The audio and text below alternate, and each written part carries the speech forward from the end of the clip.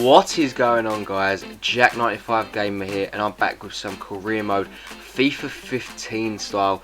We are back, and we're going to decide what team we're going to be now, and it will be QPR.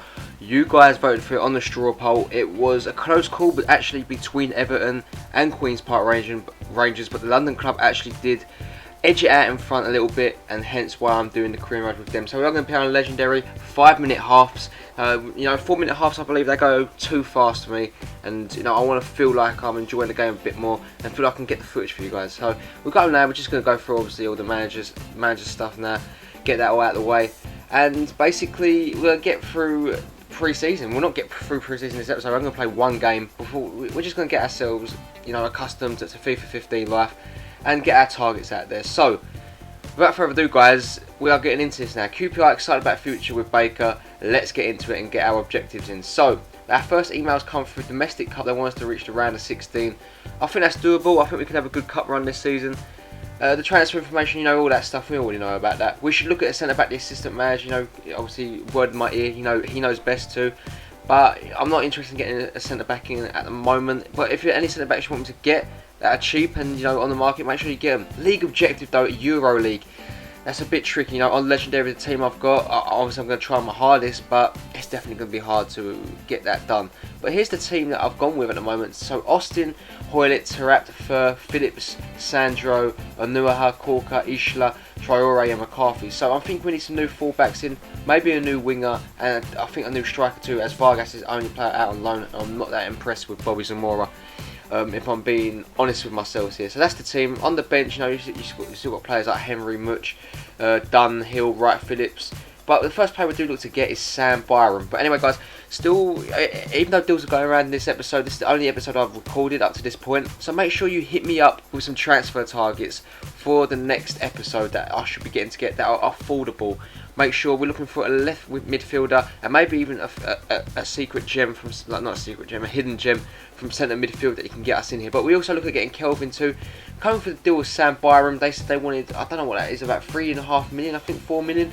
I'm not too sure. So we're going through players here we can offer, and we do end up offering Richard Dunn. They want 5.5 million. I'm not too sure we're going to offer that. We offer 3.5 for the young right back services, and hope we can get him into the club because Sam Byram does actually look like a quality right back and one for the future. 1.5 million we got back from Porto for Kelvin, which is just shocking. I don't know if he's been nerfed to hell. Last time I checked, he's around about 70 plus 70 rated, so I'm definitely gonna put that in for him. We also look to get Emenike. He's changed his name from Emmanuel Emenike to Chinui Emenike. I don't know how that goes. We offer 9 million plus Bobby Zamora and see if we can get his services in. If not, it doesn't worry. Leeds United come back saying unacceptable for Sam Byram. Okay, I'm easy going. I offer 3,700,000 plus Richard Dunn and see if we can get him into the club now. Hopefully we can.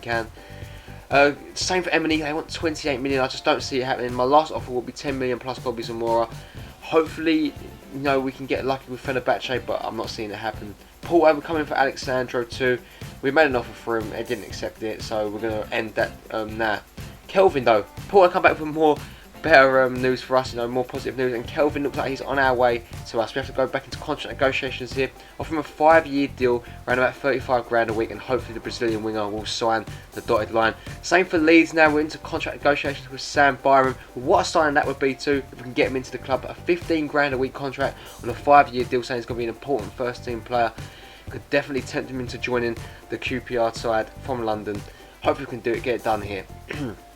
And I'm also looking to get a new striker, and it's going to be Lewis Muriel. We offered 2 million plus Bobby Zamora, and I wanted 3.5 mil. I hope that's enough for them to accept the deal and get the Colombian striker on his way to Loftus Road. On the terms of Udinese, we do actually go for their young 18-year-old goalkeeper Simone Scuffet. We do offer Robert Green plus some cash, I think 3 million cash, yes, for his services. So Scuffet, a goalkeeper I do actually rate very highly, and he could be taking over McCarthy's place as number 1 very soon. As we're going to a new offer here from Udinese for Lewis Muriel. We offer 2.5 mil now. Obviously, I add 500,000 extra onto the first deal we did put in for him, plus Bobby Zamora, and hopefully we can get him into the club. We do actually get our first player into the team, and it is going to be Kelvin. So welcome Kelvin to the club. Very good to see him here along with Sam Byram. So a double sign has been announced by QPR. We've got a right back and a right midfielder in, and hopefully we can see our new signs linking up. Here's Byram now, look at that, 20 years old. Them stats, they don't lie, He's a great player, great physical stats, And same for Kelvin, 21 years old, 73 rated. He looks like an awesome player. We get a deal accepted for Simone Scuffet though. We offer £5,000 a week for his services, 5% clean sheet bonus, a 5-year deal. So he's going to be a squad rotational player. He's not going to get any first team action, probably. Maybe cup games I'm thinking he can come into, because Robert Green's obviously looking like he's going to be on his way out here. So that could be good for the team. Underneath, they come back in for the Lewis Muriel offer. They're not interested. They want the 3,300,000. We offer 2,800,000 plus Bobby Zamora. I want Zamora at the club. He's just taking up wage, and we could get a quality striker like Muriel in for not a swap deal, but plus a bit of extra cash, and it seems worth it.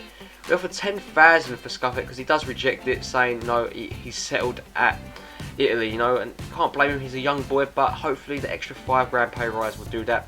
Udinese do accept the transfer offer for Lewis Muriel, so one player looks like he will be out his way of Udinese, and it is Muriel. We offer him a £30,000 a week contract, 15% bonus per goal, and a 5-year deal, and hopefully the Colombian striker will accept that and be on his way to Loftus Road. He does actually accept that, guys, and he's now officially an Ars player. Welcome to the Ars, Lewis Muriel. Hopefully you'll have fond and happy memories here, and you can definitely create your own legacy here. The same for Simone Scuffet. He does accept the offer. That's 2 Udinese players into the club already. What signs for us there. I'm very pleased we've got them deals done, and I'm buzzing for it. As you can see, we're looking for his goalkeeping statuses there, his stats, and they're brilliant. Let's not lie to each other. And look at Muriel. Look at that. 85 ball control and 85 dribbling is actually just so key for me as a striker, and hopefully he can be a great player for us. He's not going to be starting straight away, but he could come on and be an important impact sub for us. Into the first game now, we've got RCD Espanyol in our first pre-season game of the season. That's the team we're going with. Charlie Austin does spearhead the attack, along with Tarat, Fur and Sandro making up the midfield here. But Loftus Road here is going to be an important game for us. Hopefully the team can perform. I'm hoping we can. The team are looking good. Alex McCarthy does make his debut in goal. We're going to see him here, the 24-year-old. Hopefully he keeps a clean sheet, and it's good to see how the London faithful of QPR and Loftus Road do take to him here. So going into the first highlight of the game, we do win the ball back here with Charlie Austin. Great bit of play there as he plays it into Tarat, who gets himself into some space, lines up the shot as they back away from him, but it does actually get deflected and it's out of play there harmlessly. 7 minutes in now, Kelvin gets onto the ball. Great bit of flair shown by him, and him and Tarat in the same team could be deadly as Austin takes the ball down here again, falls into Kelvin, who gets his shot away. Good save there from the goalkeeper as Espanyol get the ball away. But again, we're attacking down that right side again with Isla. Gets away from his man there for some great dribbling. The man on loan from Juventus, I do believe. The Chilean gets his shot away. It's parried into the path of Leroy, who puts it into the empty net to get his first goal for QPR and sends Loftus Road into absolute frenzy. Good way to get your first goal for the club. A lot of pressure off his shoulders now, but Leroy is celebrating there. What a performance, from him. And it's good to see the whole team getting behind him and celebrating. Great play there from Isla to get himself into the space. Get the shot away. Obviously was brilliant, but Leroy was the right man in the right place at the right time. Well played there. Espanyol come on the attack here again with Canyas, a former Swansea player. He gets away from his man, plays into Morella, and he gets his shot away. But great save there from McCarthy in net to keep them at bay here. But Morella comes to the ball again for Espanyol. Traore gets the ball away. Great bit of dribbling there from him there, and Canyas plays it into Morella. Gets away from his man again. Traore, who started the attack, plays it back into Canyas, who plays that over the bar there, and that's a missed opportunity for Espanyol. I keep trying to call him Sociedad. I don't know why I keep calling him that. Tarat now on the attack here for the Rs. Great link-up play with Leroy Fur playing in Charlie Austin. Austin cuts inside, plays it into Hoylett. And he had a great opportunity to double our lead right on the start of the second half, but he can't do it. That's a missed opportunity from the lads. Charlie Austin now picks up the ball here yet again on the attack. He gets actually challenged. He wins it back. Here comes Leroy Fur with a great ball over the top into Kelvin. Cuts inside of his man. Tries to get his shot away. Actually, sorry, but it does eventually get cleared away from Sociedad. No, it's not Sociedad. Espanyol. I don't know what's going on. I keep thinking they're Sociedad for some weird reason. But Muriel does come on for his debut along with Phillips on the wing. And let's see if he can make a clear impact in this game here. As Tarak picks up the ball, great link-up plays. Hoylett shows great pace to dispossess the fullback there, and good strength yet again. Ball comes into the box, and check that out from Leroy Fer. That is a header and a half as he gets his second of the game and celebrates in great style there. That is special. We double our lead there, and it's just positive scenes. You know, playing on Legendary, it's hard enough when you get a new game in, but you know, Hoylett made the gap for himself, found Leroy Fer, and it is now 2-0 to the R's. Very well played there as Cañas comes forward for Espanyol, trying to get him back into the game now. Plays it into Roba, I believe that's how you say his name. Puts the ball in, finds Castro. Great play there actually from Ruben Castro. He takes the ball down, but his effort is tame as Nico Cranchar now comes on for Adel Taarabt, and we get to see him in action now. Rio Ferdinand not getting his opportunity to make his debut for the club here today, but it ain't an official debut yet for the lads. It's just a little run around, see how the team play. Here comes Tonali on the ball now for Espanyol. He puts the ball into Florentes. Florentes gets away from his man there really well.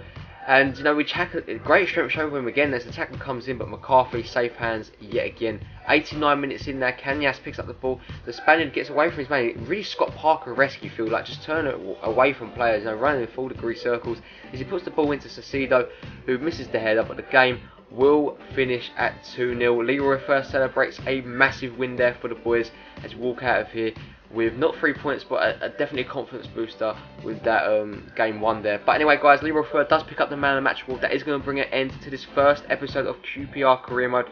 I'll be back in the next episode. Make sure you hit me up with transfer targets you want to see come into the club. And as always, have a really nice day, guys. This is going to be all from Jack95 Gamer. Hit that subscribe button if you're new around here, and that like button. You know, it's the FIFA 15, baby. Hit that like button if you want to see more content. I'll be back soon, guys. Have a nice day. Peace.